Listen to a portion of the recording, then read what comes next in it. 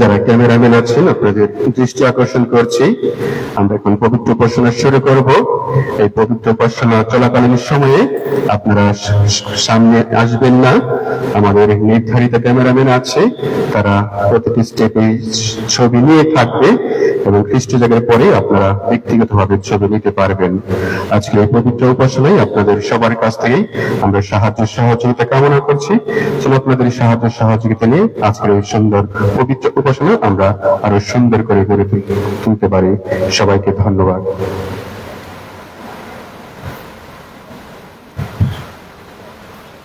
পিতা ও পুত্র পবিত্র আত্মার নামে।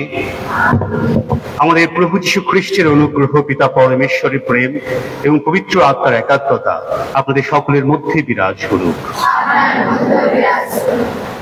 শ্রদ্ধেয় খ্রিস্ট ভক্তগণ, আজকে সত্যি অত্যন্ত আনন্দের একটি দিন। বিশেষভাবে এই দিনটি আনন্দের আমাদের সোনামণিরা যারা রয়েছেন এখানে, তার প্রথমবারের মতো খ্রিস্টকে, আমাদের মুক্তিদাতাকে তাদের অন্তরে গ্রহণ করতে যাচ্ছে।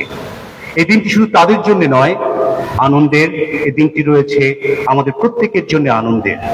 আমরা যারা এখানে উপস্থিত রয়েছি আমাদের পরিবারের, আত্মীয় স্বজনের জন্য, বাবা মার জন্য এবং অবশ্যই ধর্মপল্লীবাসীর প্রত্যেকের জন্য এবং আমাদের সর্বোপরি বাংলাদেশ খ্রিস্ট মণ্ডলীর জন্য। কারণ অনেকগুলো ছেলে মেয়ে এই ধর্মপল্লী থেকে তারা খ্রিস্টকে প্রথমবারের মতো গ্রহণ করতে যাচ্ছে। তারা নিজেদেরকে প্রস্তুত করেছে বেশ কয়েকটি মাস, আর আজকে সেই মাহেন্দ্র ক্ষণ যেদিন তারা এই ক্ষণে খ্রিস্টকে গ্রহণ করবে।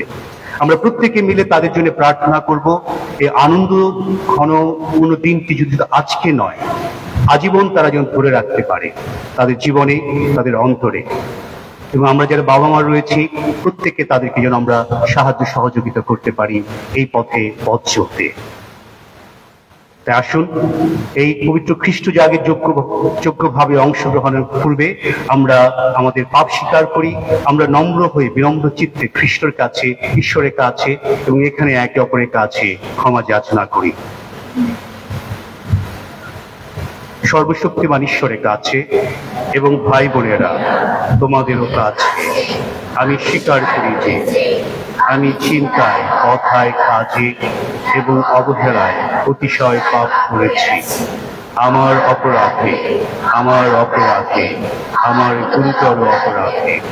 অতএব কুমারী পূর্ণামায় সকল স্বর্গদূত ও সাধু সাত্রীগণ এবং ভাই বোনেরা বিরতি করি আমাদের প্রভু পরমেশ্বরের কাছে আমার জন্য সর্বশক্তিমান ঈশ্বর আমাদের প্রতি সদয় হন, আমাদের পাপ ক্ষমা করুন এবং শাশ্বত জীবনে আমাদের আনয়ন করুন।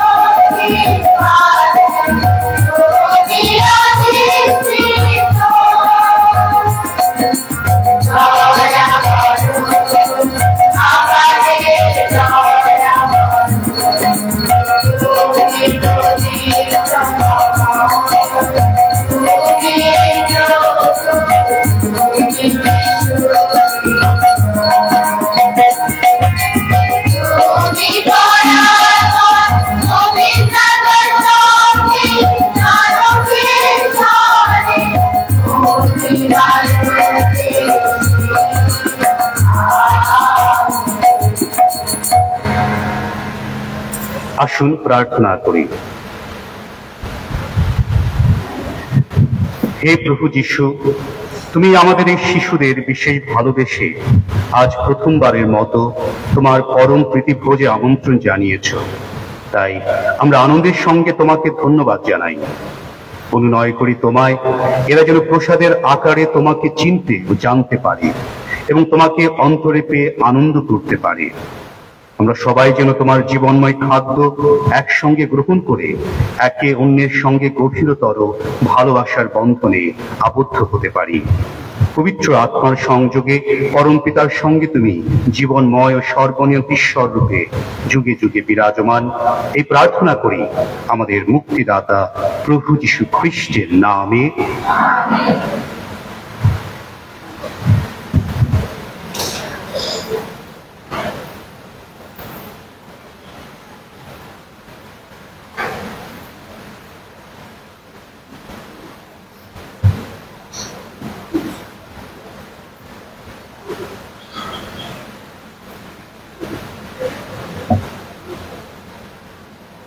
যাত্রা পুস্তক হতে পাঠ। মসি তখন ফিরে গিয়ে ভগবান যা কিছু বলেছেন, যেসব বিধিনিয়ম পালন করার আদেশ দিয়েছেন, তা সবই লোকদের কাছে জানিয়ে দিলেন। উত্তরে তারা সকলে তখন এক বাক্যে বলে উঠল, ভগবান যা কিছু করতে বলেছেন আমরা তা সবই করব। তখন মসি ভগবানের ওই সমস্ত বাণী লিখে রাখলেন। পরের দিন খুব সকালে তিনি পর্বতের পাদদেশে একটি যজ্ঞবেদী গেঁথে তুললেন, আর সেখানে ইসরায়েলের 12টি গোষ্ঠীর প্রতীকরূপে পাথরের 12টি স্তম্ভ গড়ে তুললেন। তারপর কয়েকজন তরুণ ইসরায়েলীয়কে তিনি নির্দেশ দিলেন যে তারা যেন কয়েকটি পশু আহুতি দেয়। তারপর মিলনযজ্ঞের নৈবেদ্য হিসাবে তারা যেন ভগবানের উদ্দেশ্যে কয়েকটি বৃষ উৎসর্গ করে। ওইসব পশুর অর্ধেকটা রক্ত মসি কয়েকটি গামলায় রাখলেন, বাকি অর্ধেকটা তিনি যজ্ঞবেদীর গায়ে ঢেলে দিলেন। তারপর তিনি সন্ধি বিবরণীর পুঁথিটি হাতে নিয়ে লোকদের পড়ে শোনালেন। তারা বলে উঠল, ভগবান যা কিছু করতে বলেছেন আমরা তা সবই করব, তা সবই মেনে চলব। তখন এই রক্ত নিয়ে এসে মসি লোকদের উপর তা ছিটিয়ে দিলেন আর বললেন, এই সেই মহাসন্ধির রক্ত, যে সন্ধি ভগবান তোমাদের সঙ্গে সম্পাদন করেছেন, তার ওই সমস্ত আদেশ বাণীর ভিত্তিতে। প্রভুর বাণী।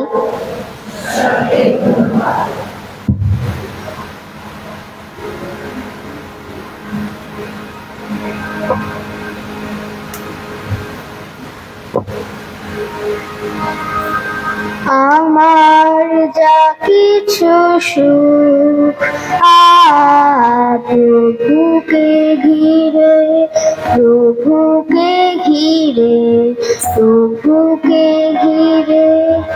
আমার যা কিছু সুখ প্রভুকে ঘিরে, প্রভুকে ঘিরে, প্রভুকে ঘিরে।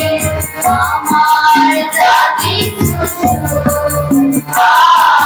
প্রভুকে ঘিরে, প্রভুকে ঘিরে, প্রভুকে ঘিরে। জয়ত জয়ত প্রভু ভগবান, তোমরা তার উদ্দেশ্যে গাও নতুন গান। ভক্ত সভায় গাও তার স্তুতি গান, আপন স্রষ্টার কথা ভেবে স্তুতি গাও। আমার যা কিছু সুখ প্রভুকে ঘিরে, প্রভুকে ঘিরে, প্রভুকে ঘিরে। সে তার বাজিয়ে সম্মান করুলে, নাম কীর্তন করো তোমরা সকলে। নম্র যত মানুষকে বিজয়ে, মহাগৌরবে ভূষিত করেছে। আমার যা কিছু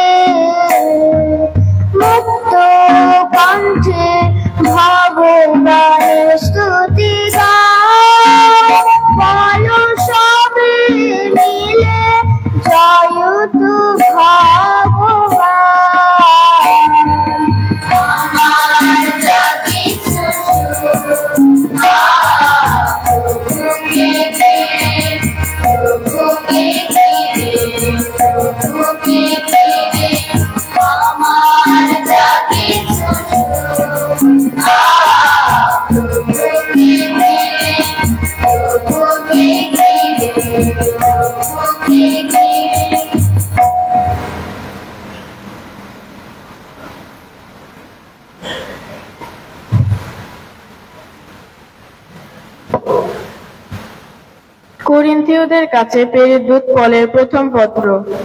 প্রীতিভাজনেরা, সেই যে পানপাত্রটি যার নাম আশীর্বাদের পানপাত্র, যে পাত্রটি নিয়ে আমরা আশীর্বাণী উচ্চারণ করি, তা থেকে পান করে কি আমরা খ্রিস্টের রক্তের সহভাগী হয়ে উঠি না?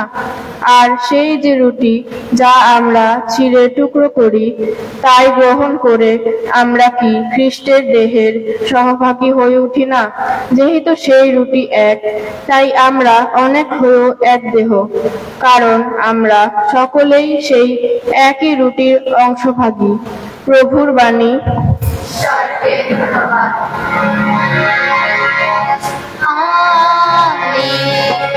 Hallelujah, hallelujah,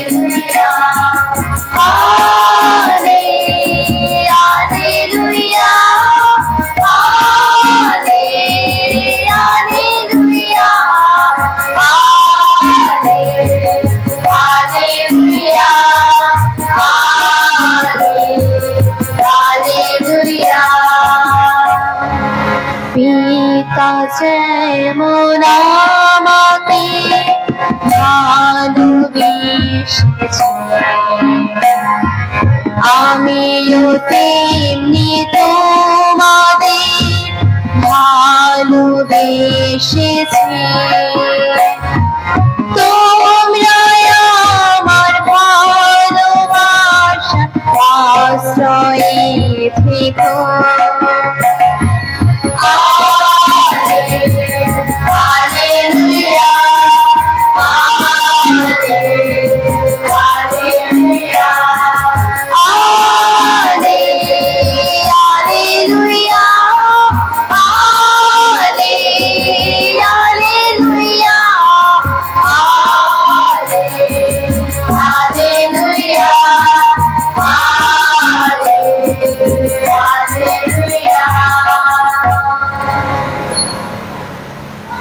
প্রভু তোমাদের সহায় থাকুন।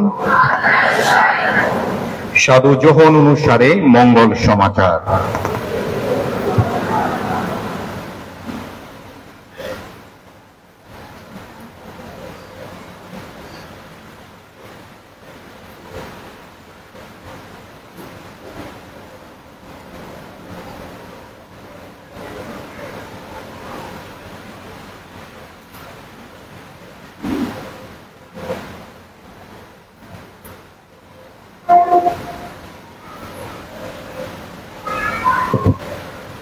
আমি সত্যিকারের আঙ্গুর গাছ, আর আঙ্গুর চাষী হলেন আমার পিতা।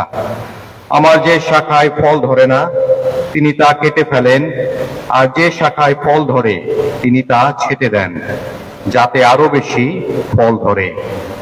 আমি তোমাদের যে বাণী শুনিয়েছি তার গুণে এরই মধ্যে তোমরা ছাঁটা হয়ে গেছো। আমি যেমন তোমাদের মধ্যে রয়েছি, তেমনি তোমরাও আমারই মধ্যে থাকো। আঙ্গুর গাছের সঙ্গে যুক্ত না থাকলে শাখা যেমন নিজে থেকে ফল দিতে পারে না, তেমনি আমার সঙ্গে সংযুক্ত না থাকলে তোমরাও ফলশালী হতে পারো না। আমি হলাম আঙ্গুর গাছ, আর তোমরা হলে শাখা প্রশাখা। যে আমার মধ্যে থাকে আর আমি যার মধ্যে থাকি, সেই তো প্রচুর ফলে ফলশালী হয়ে ওঠে, কারণ আমাকে ছাড়া তোমরা কিছুই করতে পারো না। কেউ যদি আমার মধ্যে না থাকে, তবে সে যেন বাইরে ফেলে দেওয়া শাখারই মতো যে শুকিয়ে যায়। ওই রকম যত শাখা জড়ো করে আগুনে ফেলে দেওয়া হবে, আর তা পুড়িয়ে ফেলা হয়। তোমরা যদি আমার মধ্যে থাকো, আর আমার বাণীও যদি তোমাদের মধ্যে থাকে, তাহলে তোমরা যা ইচ্ছে যাচনা করতে পারো, তোমরা তা পাবে। তোমরা যদি প্রচুর ফলে ফলশালী হও, আর এইভাবে আমার যথার্থ শিষ্য হয়ে ওঠো, তাহলে আমার পিতার মহিমা তাতেই প্রকাশ পাবে। প্রিয়জনেরা, প্রভুর মঙ্গল সমাচার।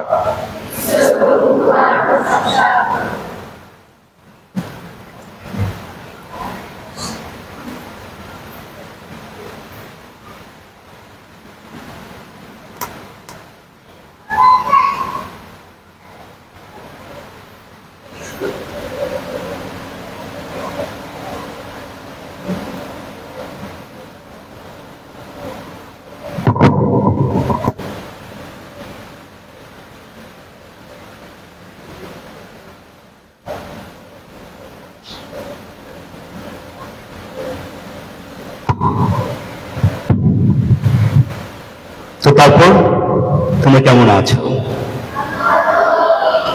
তোমাদের দেখতে আসলে খুবই সুন্দর লাগছে, তোমাদেরকে মনে হচ্ছে তোমরা স্বর্গদূত। আসলে শিশুদের জন্য কিছু বলা, শিশুদের জন্য উপদেশ প্রস্তুত করা আসলে কঠিন, কারণ তাদের মনোযোগ ধরে রাখাটা সত্যি যথেষ্ট কষ্টসাধ্য। যারা এখানে এই শিশুদেরকে শিক্ষা দিয়েছেন, বেশিরভাগ ক্লাস নিয়েছেন, শিখিয়েছেন কিভাবে পাপ স্বীকার করতে হয়, অন্যান্য যে ধর্ম ক্লাস ছিল, অবশ্যই আপনারা তা উপলব্ধি করেছেন এদের মনোযোগ ধরে রাখাটা কতটা কঠিন। তো আমি ভাবছিলাম এদেরকে আমি কি বলে মনোযোগ ধরে রাখবো, বিশেষত আজকের এই বিশেষ দিনে। তবে এদেরকে দেখে প্রথম যে জিনিসটা আমার মনে পড়েছে সেটা হচ্ছে আমার নিজের প্রথম কমিউনিয়নের কথা। কারণ এই ধর্মপল্লীতেই আমি প্রথম কমিউনিয়ন গ্রহণ করেছি এবং এটাই হচ্ছে আমার ধর্মপল্লী। হয়তো এই গির্জা ঘরে আমি গ্রহণ করিনি, সেটা পেছনে যে গির্জাঘর দেখছো তোমরা, দেখতে পাচ্ছ, সে পুরনো গির্জাঘর, সেই গির্জাঘরে আমি আমার প্রথম কমিউনিয়ন গ্রহণ করেছি। এবং আমার স্পষ্ট এখনো মনে আছে আমি ঠিক কোন জায়গায় বসেছিলাম এবং তার জন্য কি ধরনের প্রস্তুতি গ্রহণ করেছি, বাড়িতে, স্কুলে। কারণ আমাদের ওই সময় স্কুলে শেখানো হতো, আমাদের প্রথম কমিউনিয়ন যে ক্লাসটা ছিল সেগুলো স্কুলে নেওয়া হতো। এই গির্জাঘর যে স্কুল আছে সেটাতে, আমাদের পেছনে যে স্কুল আছে সেখানে আমি আমার প্রাইমারি স্কুল করেছি। তো তাই তোমাদেরকে দেখে আমার প্রথম সেটাই মনে পড়েছে, সুন্দর সাদা শুভ্র পোশাক তোমরা পরে আছো এবং তোমরা আকুল হয়ে ব্যাকুল হয়ে কিভাবে খ্রিস্টকে গ্রহণ করার জন্য তোমরা এখানে আজকে এসেছো। তো আমাদের যে লক্ষ্য এবং উদ্দেশ্য সেটা হচ্ছে খ্রিস্টকে গ্রহণ করা, এবং সেই খ্রিস্টকে গ্রহণ করার জন্য তোমরা এখানে এসছো। তোমাদের যদি জিজ্ঞেস করা হয় খ্রিস্টকে গ্রহণ করতে কেমন লাগে, তোমাদের কারো সে অভিজ্ঞতা নেই। নিশ্চয় তোমরা জিজ্ঞেস করেছো তোমাদের বাবা মাকে, তোমাদের দাদা দিদিকে, তারা ভিন্নভাবে হয়তো বলেছে খেতে কেমন লাগে। কিন্তু তুমি উপলব্ধি করবে যে যিশু যখন তোমার জীবনে, তোমার অন্তরে প্রবেশ করছে, এর উপলব্ধি সম্পূর্ণ তোমার ভিন্ন হবে। একবার একজন বিখ্যাত ব্যক্তি, তোমরা হয়তো নাম শুনেছ, নেপোলিয়ন বোনাপার্টে। তিনি একজন বিখ্যাত বড় যোদ্ধা সম্রাট ছিলেন এবং তিনি ফ্রান্সের, এবং তিনি ফ্রান্স থেকে বিভিন্ন ইউরোপিয়ান দেশ রয়েছে সেই দেশ দখল করেছিলেন। তাকে প্রশ্ন করা হয়েছিল, আপনার জীবনে সবচেয়ে গুরুত্বপূর্ণ স্মরণীয় দিন কোনটি? সবাইকে অবাক করে দিয়ে তিনি বলেছিলেন যে আমার জীবনের সবচেয়ে স্মরণীয় যে দিনটি হচ্ছে সেটা যেদিন আমি প্রথম কমিউনিয়ন গ্রহণ করেছি, যেদিন আমি খ্রিস্টকে গ্রহণ করেছি। কারণ অনেকে হয়তো ভেবেছিল যে তিনি হয়তো বলবেন তার রাজ্যাভিষেকের কথা, তিনি হয়তো বলবেন কোনো দেশ তিনি যখন দখল করেছেন সেই দিনটির কথা, কিন্তু তিনি বলেছেন যে প্রথম যেদিন তিনি খ্রিস্টকে গ্রহণ করেছে। আমি নিশ্চিত তোমাদেরও একইভাবে এই দিনটির কথা বিশেষভাবে মনে থাকবে। তোমরা সবাই তো গল্প শুনতে পছন্দ করো না, ঘটনা শুনতে পছন্দ করো। এটা ঠিক গল্প নয় এবং সত্য কথা। ঠিক তোমাদের মতো বয়সী একজন মেয়ে, এবং ঘটনাটি ঘটেছে 1950 খ্রিস্টাব্দে, এবং সেটা ঘটেছে চীন দেশে। এবং চীন দেশে তৎকালীন সময় এখনো কমিউনিস্ট গভর্নমেন্ট বা কমিউনিস্ট সরকার, যারা ঈশ্বরে বিশ্বাস করে না, এবং তারা কি করত, যারা ঈশ্বরে বিশ্বাস করত তাদেরকে তারা নির্যাতন করত, তাদেরকে তারা কি করত, নানাভাবে নির্যাতন করার মধ্য দিয়ে তাদেরকে হত্যাও করেছে। ঠিক এমন একটি ঘটনা 1950 খ্রিস্টাব্দে, তখন একটি ছোট্ট গ্রামে একটা গির্জা ঘর রয়েছে, এবং সেই গির্জা ঘরের লোকেরা তারা ধর্ম উপাসনা করছিল সেই গির্জা ঘরে। এবং ওই মুহূর্তে বড় একটি সৈন্যদল এসে সেই গির্জা ঘরের ভিতরে প্রবেশ করে এবং সকল লোককে বন্দী করে, এবং সেখানকার পুরোহিতকে একটি ঘরের মধ্যে রেখে দেয় বন্দী করে।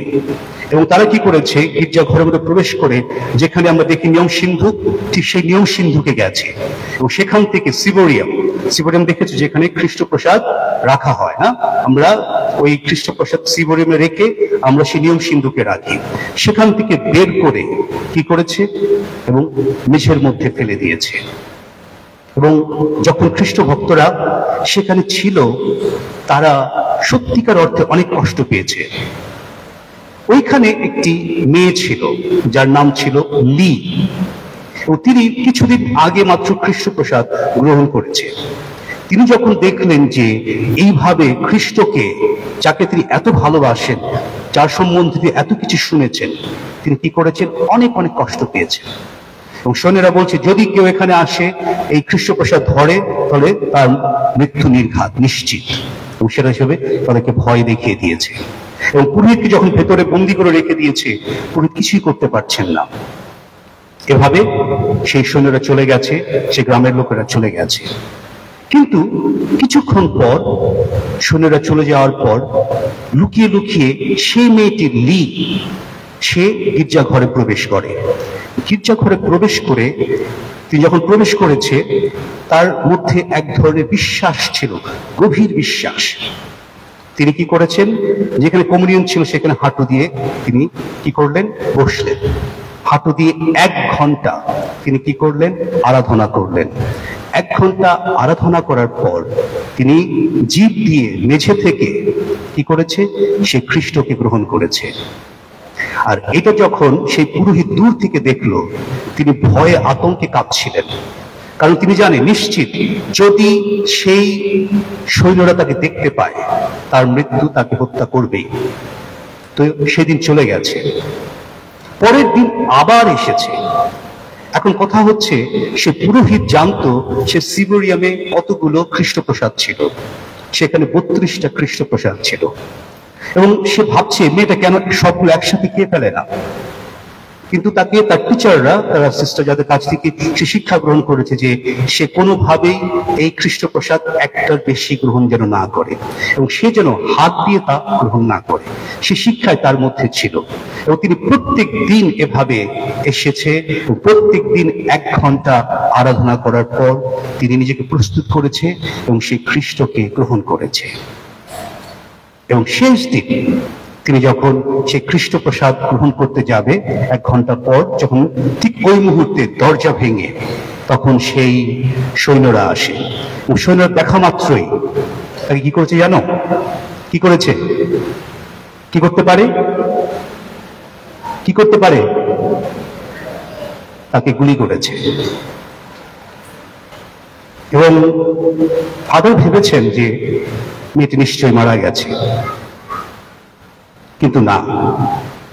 তখন মেয়েটি যখন কমিউনিয়ন গ্রহণ করতে যাচ্ছে, ঠিক সেই সময় তাকে গুলি করা হয়েছে। এবং তখন তিনি যেভাবেই হোক সেই মেয়েটি কি করেছে? খ্রিস্টকে গ্রহণ করেছে। সেই জীব দিয়ে সে আবার সে কি করেছে? মেঝে থেকে সেই খ্রিস্টকে, কমিউনিয়নকে গ্রহণ করেছে। এবং তারপর সাথে সাথে সেই মেয়েটি মৃত্যুবরণ করেছে। আমি কেন বললাম? এর অর্থ এই যে সেই যিশুর সাথে সেই মেয়েটির সম্পর্কটা কত গভীর হলে, যত কষ্টই সে পাক, তিনি কি করেছেন? সেই খ্রিস্টকে গ্রহণ করেছেন। দেখো আজকে তোমরা সেই খ্রিস্টকে আজকে গ্রহণ করতে যাচ্ছ। সে খ্রিস্ট হচ্ছে তোমাদের জন্য উপহার। তিনি তোমার জীবনে আজকে নতুন ভাবে উপহার হয়ে আসছেন। তোমরা প্রত্যেকে তো উপহার পেতে পছন্দ করো না, ভালোবাসো না? আজকে তোমাদেরকে অনেকে নানান ধরনের উপহার দেবে, কিন্তু কাকে কেন্দ্র করে উপহার দেবে? সেটা হচ্ছে আজকে তুমি খ্রিস্টকে গ্রহণ করছো বলে। আর তিনি হচ্ছে তোমার জীবনে সবচেয়ে বড় উপহার। এর থেকে বড় উপহার আর কারো জীবনে হতে পারে না। তোমাদের ভালো লাগবে, অনেকে খেলনা দেবে, বিভিন্ন ধরনের ড্রেস দেবে, নানা ধরনের অনেক কিছু তোমরা পাবে, কিন্তু খ্রিস্টকে আজকে যে উপহার হিসেবে পাবে, এর সাথে কোনো কিছু তোমার জীবনে তুলনা করা যাবে না। তো তাই যিশু তোমার জীবনে উপহার হয়ে আসছেন সেই রুটি এবং দ্রাক্ষারস আকারে। তো তোমাকে এই মুহূর্ত থেকে সেভাবে নিজেকে প্রস্তুত করতে হবে, তুমি কিভাবে তাকে গ্রহণ করবে, সে উপহারটা তোমার জীবনে কিভাবে আগলে ধরে রাখবে। আর দেখো, যিশু হচ্ছে সেই জীবনদায়ী রুটি। রুটি কি? রুটি আমি বলতে কি বুঝি? বাড়িতে যখন বলি রুটি, তখন কি বলছো? রুটি আমরা খাই, তাই তো? আমরা খাবার খাই কেন? কেন খাবার খাই আমরা? বলো দেখি, কেউ আছে? কেন? হ্যাঁ, যেন আমাদের খিদে নিবারণ হয়। শুধু তাই নয়, আমরা যেন আমাদের শরীরে শক্তি এবং বল পাই, এবং তার মধ্য দিয়ে আমরা যেন কাজ করতে পারি। ঠিক একইভাবে খ্রিস্ট হচ্ছেন কি সেই রুটি, সেই খাদ্য আমার আত্মার জন্য, তোমার আত্মার জন্য। কারণ সেই শক্তি তিনি আমাদেরকে দেবেন আমাদের আত্মার খাদ্য হিসেবে। আমাদের অন্তর যদি সুন্দর থাকে, পরিশুদ্ধ থাকে, আমরা তাকে গ্রহণ করে কি হতে পারি? আমরা আত্মায় আধ্যাত্মিকভাবে শক্তিশালী হতে পারি। আমি দৃঢ় বিশ্বাস করি তোমাদেরকে তোমাদের সিস্টার যারা রয়েছেন, শিক্ষক যারা রয়েছেন, এগুলো শিখিয়েছেন, বুঝিয়েছেন। কিন্তু তুমি যখন গ্রহণ করবে তাকে অন্তরে, তখন উপলব্ধি করবে সেই শক্তি কতটা তোমার জীবনে আসে। আর আজকের এই দিনটির মধ্য দিয়ে, খ্রিস্টকে গ্রহণ করার মধ্য দিয়ে তোমরা একজন পরম বন্ধু পাবে, সবচেয়ে ভালো বন্ধু। সে কে? যিশু। সেই যিশু তোমার সাথে সে বন্ধুত্ব করতে চায়, তোমাকে সে কি করতে চায়? আর কাছে টানতে চায়। অবশ্যই তোমার সাথে এতদিন তিনি ছিলেন, দীক্ষাস্নানের মধ্য দিয়ে তোমাদের সাথে ছিলেন, এখনো রয়েছেন, কিন্তু আজকে একদম সরাসরি তোমার অন্তরে আসবেন এবং এসে তোমার সাথে বাস করবেন, তোমার সাথে বন্ধুত্ব করবেন। তোমরা কি বন্ধুত্ব করতে চাও না? স্কুলে সব জায়গায় তো যখন যাও, যিশু তোমার আজ থেকে পরম বন্ধু হিসাবে থাকবে। তো তাই তুমি যখন যিশুকে গ্রহণ করবে, তোমার বন্ধুত্বের গভীরতা আরো বাড়বে, আরো গভীরতায় তুমি প্রবেশ করবে, আর তোমার বন্ধুত্ব আরো শক্ত হবে, ঠিক সেই লিয়ের মতো। কারণ লিয়ের জীবনে, সে যে মেয়েটির কথা আমি বললাম, চীনে যে ঘটনা ঘটেছে, সে মেয়েটির জীবনে তিনি যিশুকে পরম বন্ধু হিসেবে, একমাত্র সবচেয়ে ভালো বন্ধু হিসেবে তিনি গ্রহণ করেছিলেন। আর তার জন্য আমরা দেখতে পেয়েছি যে সে কিভাবে তার সাথে তিনি থেকেছেন এবং তিনি তার জীবন দিতেও কি করেছে? কুণ্ঠা বোধ করেনি। তো তাই যিশু আমাদেরকে আজকে তোমাদেরকে আহ্বান করছে যেন আমরা ঠিক একইভাবে যিশুর সাথে সেই বন্ধুত্ব গড়ে তুলি। আর যিশু যেহেতু তোমাকে ভালোবাসে, না? বিশ্বাস করো যিশু তোমাকে ভালোবাসে? সকলে বিশ্বাস করো তো? হ্যাঁ। তা যেহেতু তোমাকে ভালোবাসে, তাহলে তোমরা যিশুর সাথে কি করেছো? ভালোবাসা তোমরা উপলব্ধি করেছো কিভাবে? তোমার বাবা মার মধ্য দিয়ে, তোমাদের শিক্ষকের মধ্য দিয়ে, তোমাদের আত্মীয় স্বজনের মধ্য দিয়ে যিশু তোমাকে ভালোবাসে। এখন যে তোমাকে ভালোবাসে তাকে তুমি কি করবে? দূরে সরিয়ে দেবে? দূরে সরিয়ে দেবে? কখনোই না, তাকে আরো কাছে টানবে। তাহলে কিভাবে যিশুর ভালোবাসার অবদান তুমি ফেরত দেবে? যিশু তোমার যেহেতু বন্ধু, সে তোমাকে ভালোবাসে, তোমার জীবনে এসছে, তাকে তুমি কিভাবে তার সে ভালোবাসা ফেরত দেবে? কিভাবে দেবে? তাকে তুমি ফেরত দেবে তোমার পরিবার যারা রয়েছে তার ভালোবাসার সহভাগিতা করার মধ্য দিয়ে, এবং অন্যকে সাহায্য করে। বাড়িতে বাবা মার কথা শুনে তারা কি বলেন, দাদা দিদি যারা রয়েছে তাদের কথা শুনে, তার বন্ধুদেরকে সাহায্য করে, বন্ধুর সাথে ভালো সুন্দর ব্যবহার করার মধ্য দিয়ে, এবং সবচেয়ে গুরুত্বপূর্ণ যেটা হচ্ছে স্বার্থপরতা না হয়ে বা স্বার্থপর না হয়ে, স্বার্থপরতা তোমাদেরকে কি করতে হবে? বর্জন করতে হবে। তখনই দেখবে যিশুর এই ভালোবাসাকে তুমি তোমার অন্তরে গভীরভাবে উপলব্ধি করবে। এবং এই যে কথাগুলো আমি বললাম, শিশুদেরকে আমি জানি না কতটা তারা মনে রাখবে, কিন্তু তাদেরকে স্মরণ করিয়ে দেওয়ার জন্য, তাদেরকে মনে করিয়ে দেওয়ার জন্য আমরা যারা অভিভাবক রয়েছি, আমরা যারা বাবা মা রয়েছি, তাদের জন্য এই দিনটি আরো গুরুত্বপূর্ণের সাথে আমাদের নেওয়া জরুরি। কারণ এই যতগুলো কথাগুলো বলেছি বাস্তবায়িত করার জন্য আমরা যারা পিতামাতা রয়েছি তাদেরকে সাহায্য করতে হবে। তো তাই অভিভাবকের বা আমাদের বাবা মার দায়িত্ব অপরিসীম। এবং কারণ এই যে বিশ্বাসের বীজ, এই বিশ্বাসের বীজ কিন্তু প্রথম আমরা বাবা মারাই এই সন্তানদেরকে দিয়ে থাকি। আপনাদের কথা চিন্তা করুন, যারা বাবা মা রয়েছেন, কিভাবে এই অভিজ্ঞতা অর্জন করেছেন, বিশ্বাসের বীজটা কিভাবে আপনারা অর্জন করেছেন? অবশ্যই আমাদের বাবা মার মধ্য দিয়ে।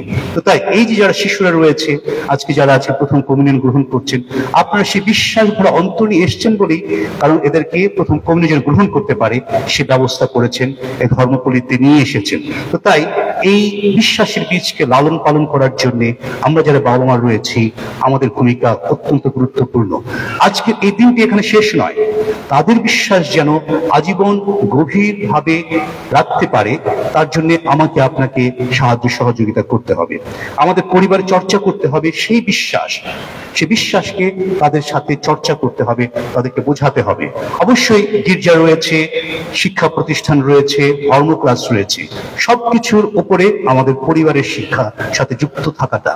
এবং সে যদি বাড়িতে এক ধরনের শিক্ষা পায়, কিন্তু গির্জাঘরে যখন আসছে, যখন সে স্কুলে আসছে, সে শিক্ষা তাকে খুব বেশি সাহায্য করতে পারে না, কারণ 5 বছর প্রাথমিক যে পর্যায়ের জীবন থাকে সেটা সেখান থেকে সে পায়।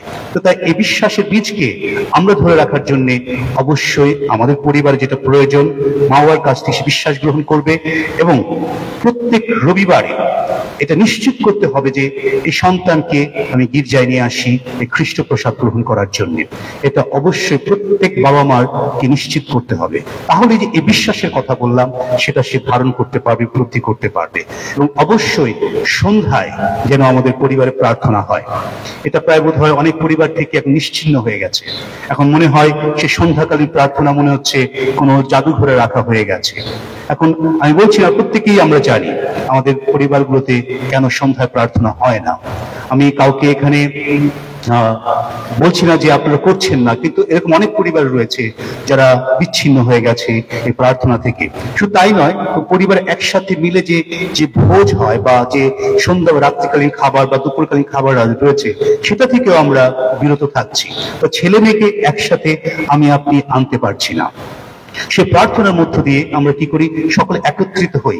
ছেলেমেয়েরা উপলব্ধি করে যে আমরা যখন সন্ধ্যায় একসাথে প্রার্থনা করি, বাবা মার সাথে ঠাকুর দিদা যারা রয়েছেন, ঠাকুমা রয়েছেন, ঠাকুরদা রয়েছেন, তাদের সাথে সম্পর্ক তৈরি হয়। তারা উপলব্ধি করতে পারে যে এর মধ্য দিয়ে একটা সহভাগিতার সম্পর্ক তৈরি হয়।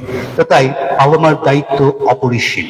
শুধু তাই নয়, যারা ঠাকুরদা ঠাকুমা রয়েছেন, দিদা, তারপর যারা দাদু রয়েছেন, তাদেরও আত্মীয়স্বজন যারা রয়েছে, প্রত্যেকের দায়িত্ব রয়েছে এই সন্তানদেরকে, আমাদের যারা সামনে রয়েছে, তাদের বিশ্বাসকে আরো গভীর করার জন্যে।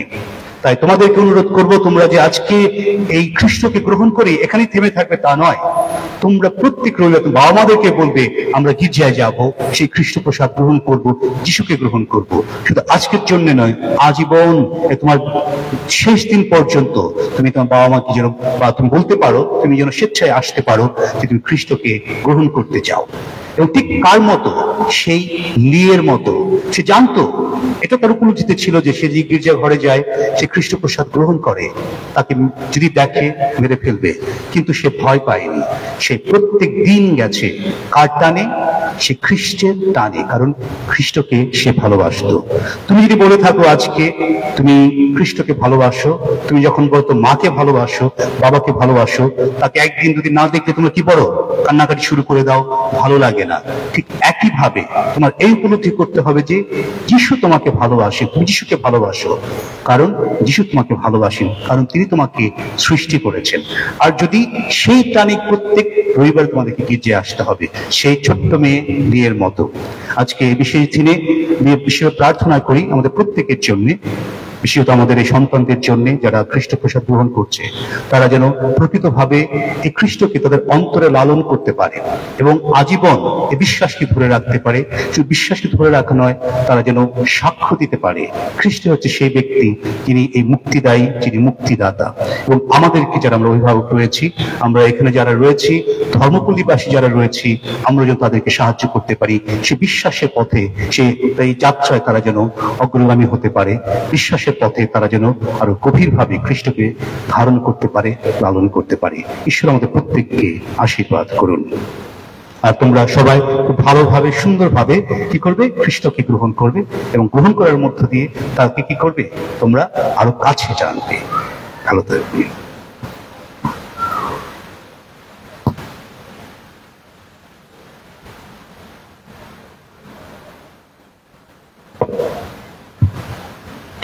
খ্রিস্টকে শ্রদ্ধা হচ্ছেন প্রিয়জনরা, যারা আজকে প্রথম কমিউনিয়ন বা খ্রিস্ট প্রসাদ গ্রহণ করবে, তাদের এখন সেই দীক্ষাস্থানের প্রতিজ্ঞা নবায়ন করা হবে। স্নেহের ছেলেমেয়েরা, তোমরা যখন দীক্ষাস্থান গ্রহণ করেছিলে, তখন তোমাদের হয়ে তোমাদের পিতামাতা ও ধর্ম পিতামাতারা তারা সেই দীক্ষা প্রতিজ্ঞা করেছিল। যেহেতু তোমরা আজ কিছুটা বড় হয়েছ, তাই তোমরা নিজেরা সেই দীক্ষাস্থানের প্রতিজ্ঞা নবায়ন করবে। ফাদার তোমাদেরকে প্রশ্ন করবেন আর তোমরা সেই প্রশ্নের উত্তর দেবে। যখন উত্তর দিবে তোমাদের হাতে সেই জ্বলন্ত মোমবাতি থাকবে, সেই জ্বলন্ত মোমবাতি উঁচু করে ফাদারের প্রশ্নের উত্তর দিবে। আর একটু সচেতন থাকবে যেন মোমবাতির আগুন যেন অন্য কারো গায়ে যেন না লাগে, কিংবা সেই গলিত মোম যেন অন্য কারো গায়ে না পড়ে। ধন্যবাদ সবাইকে।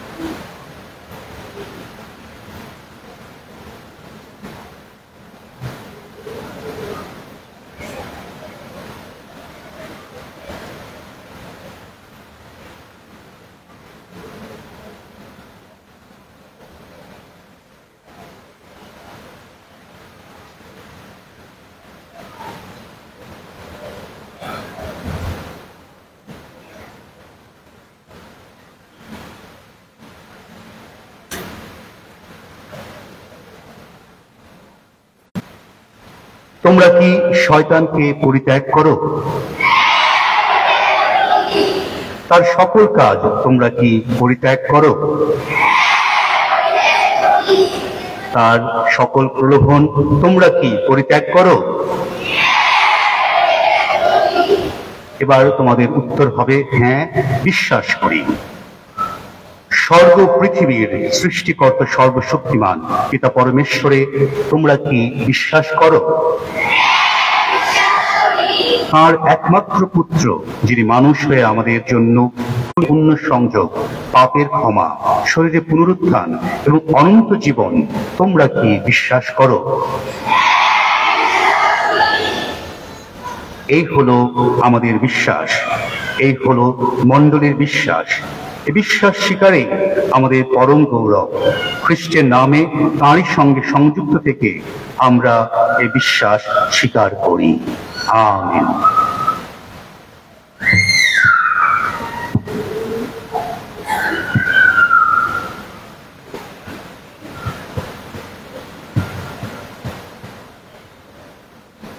আমরা সবাই এখন মোমবাতি নিভাই।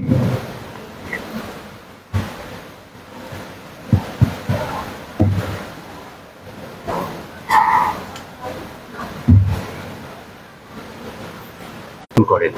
তাই আসুন আমরা এই মুহূর্তে আমরা ঈশ্বরের কাছে যে সকল প্রার্থনা এবং নিবেদন রয়েছে তা পিতার কাছে তুলে ধরি।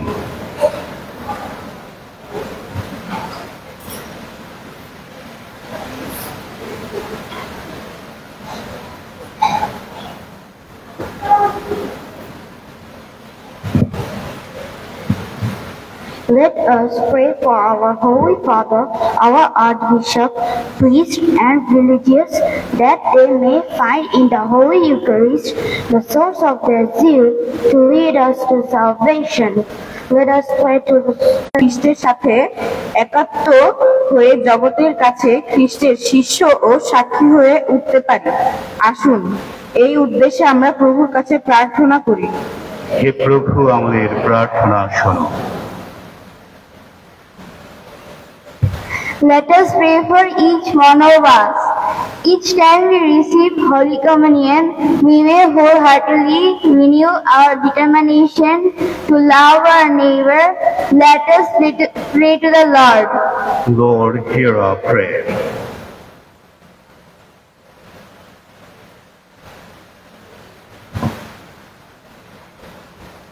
যারা আধ্যাত্মিক, শারীরিক ও মানসিক ভাবে অসুস্থ রয়েছেন তাদের জন্য প্রার্থনা করি।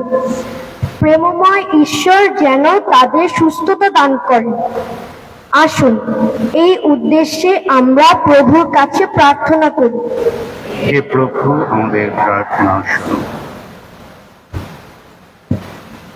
বিশ্বের যে সকল স্থানে অশান্তি, যুদ্ধ ও কলহ বিদ্যমান, প্রেমময় পিতা ঈশ্বর যেন তার ভালোবাসা ও শান্তি দান করেন। আসুন এই উদ্দেশ্যে আমরা প্রভুর কাছে প্রার্থনা করি। হে প্রভু, মণ্ডলীতে ব্রতীয় জীবন আহ্বান বৃদ্ধির জন্য প্রার্থনা করি। আমাদের ধর্মপল্লী থেকে অনেকেই যেন ব্রতীয় জীবন আহ্বানে সাড়া দিয়ে মণ্ডলীর বাণী প্রচারের কাজ করতে পারে।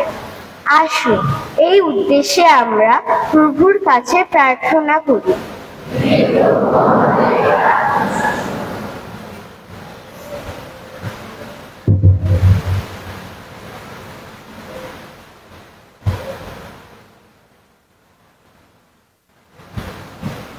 হে পরম পিতা, তোমার সামনে আমরা আমাদের মিনতি সকল তুলে ধরেছি।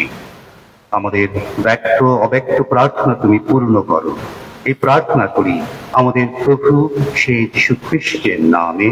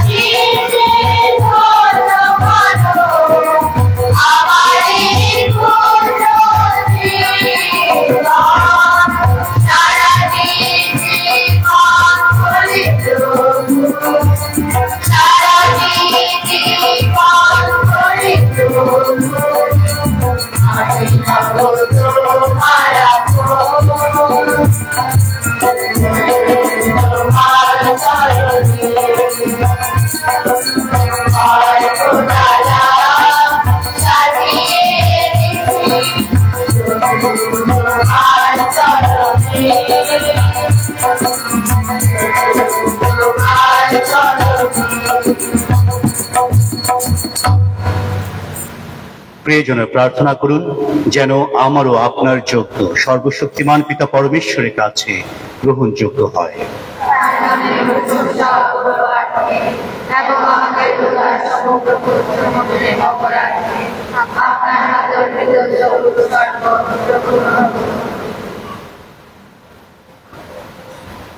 হে প্রেমময় পরমেশ্বর, আজ আমরা এই যে সামান্য অর্ঘ্য তোমার চরণে এনে দিলাম, তুমি তা প্রসন্ন হয়ে গ্রহণ করো। পবিত্র আত্মার স্পর্শে এই রুটি ও দ্রাক্ষারস তোমার প্রিয়তম পুত্র যিশুর দেহে রক্তে রূপান্তরিত হোক। এই যে আমরা একসঙ্গে মিলে সেই এক পরম অন্ন গ্রহণ করতে চলেছি, আমরা যেন খ্রিস্টের সঙ্গে সংযুক্ত হয়ে সকলে এক মন এক প্রাণ হয়ে উঠি। এই প্রার্থনা করি জীবনদাতা প্রভু যীশু খ্রিস্টের নামে।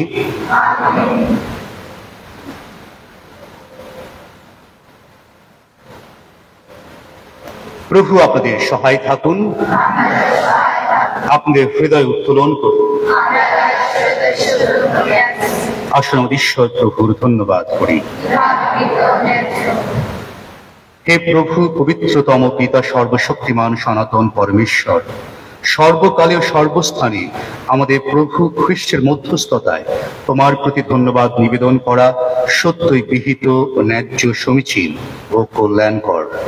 প্রকৃত চিরন্তন যাজক হয়ে চিরকালীন যজ্ঞ বিধি প্রবর্তনে তিনি নিজেকে তোমার কাছে মুক্তি বলি রূপে প্রথম অর্পণ করলেন এবং তার শরণার্থে তা নিবেদন করতে আমাদের নির্দেশ দিলেন। আমাদের জন্য বলিকৃত তার দেহ গ্রহণ করে আমরা বলবান হই এবং আমাদের জন্য নিপাতিত রক্ত পান করে আমরা বিধৌত হই। অতএব স্বর্গদূত মহাদূতগণের সঙ্গে, রাজ্য ও পরাক্রম সমূহের সঙ্গে এবং সমস্ত স্বর্গবাহিনীর সঙ্গে আমরা তোমার প্রশংসার জয় কীর্তন করে অবিরত বলি।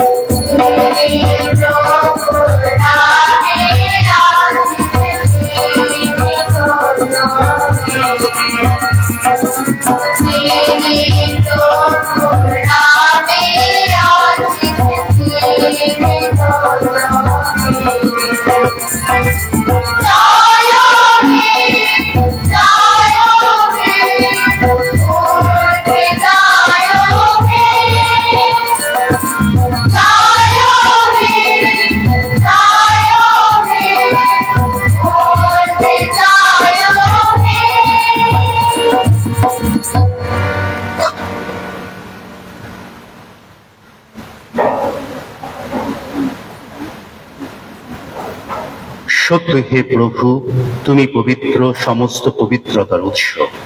অনুনয় করি শিশির বর্ষণের মতো তোমার আত্মার প্রেরণে এই উপহার পবিত্র করো, যেন তা আমাদের জন্য আমাদের প্রভু যীশু খ্রিস্টের দেহ ও রক্তে পরিণত হয়। মৃত্যু যাতনায় স্বেচ্ছায় সমর্পিত হওয়ার ক্ষণে তিনি দুটি হাতে নিলেন এবং ধন্যবাদ জানিয়ে তা ভাঙলেন এবং তাঁর শিষ্যদের দিয়ে বললেন, নাও এ থেকে খাও সকলে, কেননা এ আমার দেহ যা তোমাদের জন্য সমর্পিত হবে।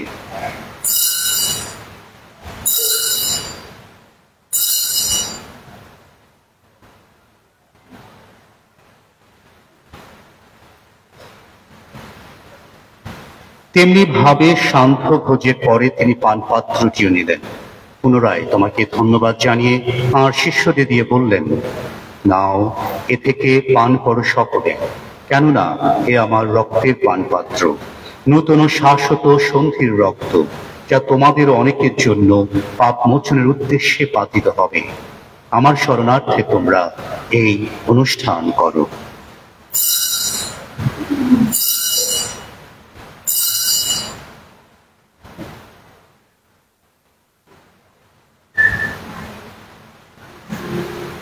আসুন বিশ্বাসের রহস্য ঘোষণা করি।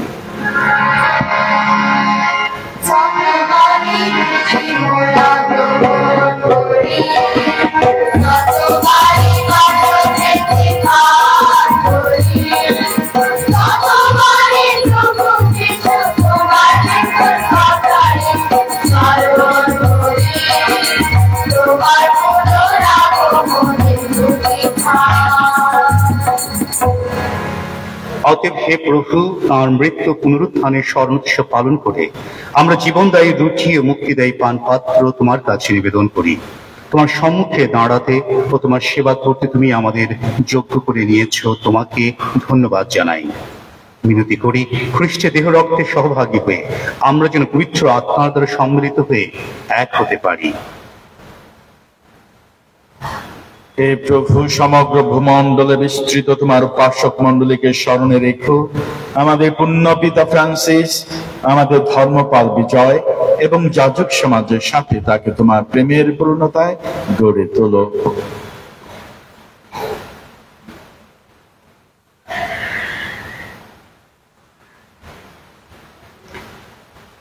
পুনরুত্থানের প্রত্যাশায় নিদ্রিত আমাদের ভাই বোনদের এবং তোমার দয়ার আশ্রয় মতো সকলের কোথাও স্মরণে রেখো। তোমার মুখমণ্ডলে বিভায় তাদের স্থান দিও।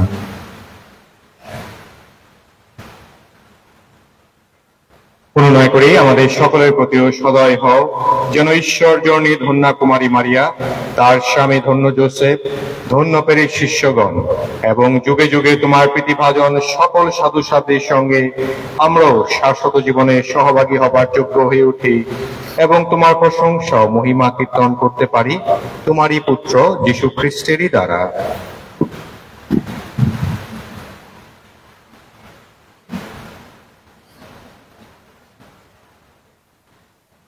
তার দ্বারা, তার সঙ্গে, তারই মধ্যে পবিত্র আত্মার সংযোগে হে সর্বশক্তিমান পিতা পরমেশ্বর, সমস্ত গৌরব তোমারই, তোমারই সমস্ত মহিমা যুগ যুগান্তরে।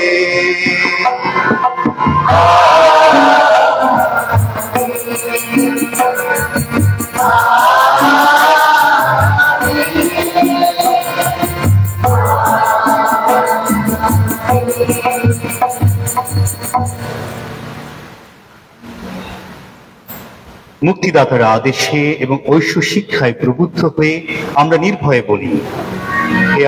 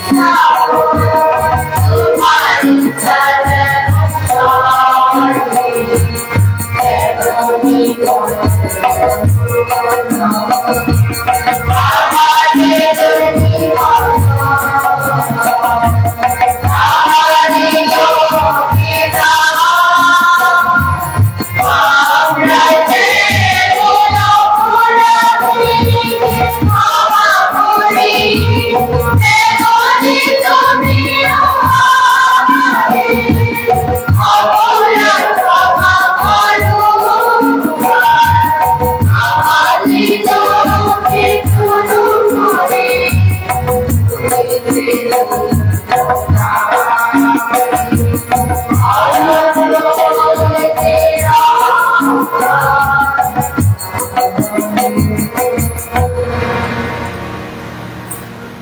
প্রভু, অনুনয় করি সকল অনর্থ হতে আমাদের রক্ষা করো। প্রসন্ন হয়ে প্রত্যহ আমাদের শান্তি প্রদান করো, যেন তোমার করুণার উপর নির্ভর করে আমরা পাপ থেকে সর্বদা মুক্ত এবং সমস্ত সংকট থেকে নিরাপদে থাকি। আমরা রয়েছি সেই পূর্ণ আশায় এবং আমাদের মুক্তিদাতা যীশু খ্রিস্টের আগমনের প্রতীক্ষায়।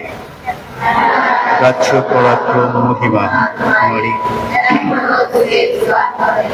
হে প্রভু যীশু খ্রিস্ট, তুমি তোমার প্রেরিত শিষ্যদের বলেছ, আমি তোমাদের কাছে শান্তি রেখে যাচ্ছি, আমার এই শান্তি তোমাদের দান করছি। আমাদের পাপের প্রতি নয়, বরং তোমার মণ্ডলীর বিশ্বাসের প্রতি দৃষ্টিপাত করো। প্রসন্ন হয়ে তার ইচ্ছা অনুসারে তাকে শান্তি ও একতা প্রদান করো। তুমি জীবিত আছো, রাজত্ব করছো যুগে যুগান্তরে। প্রভু শান্তি সর্বদা তোমাদের সকলের মধ্যে বিরাজ করুক। আসুন আমরা পরস্পরকে খ্রিস্টের শান্তি প্রদান করি।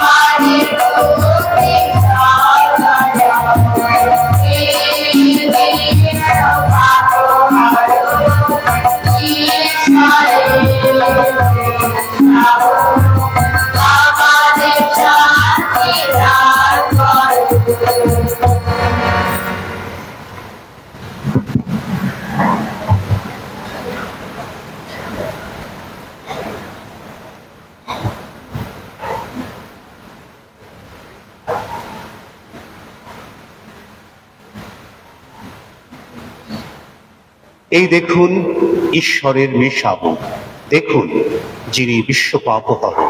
ধন্য তারা যারা মেষশাবকের ভোজে নিমন্ত্রিত। প্রভু, তুমি যে আমার গৃহে প্রবেশ করবে, আমি তার যোগ্য নই। তবে শুভ তোমার বাক্যে আমার আত্মা নিরাপদ হবে। খ্রিস্ট দেহ আমাদের অন্তর্জীবন দান করুন।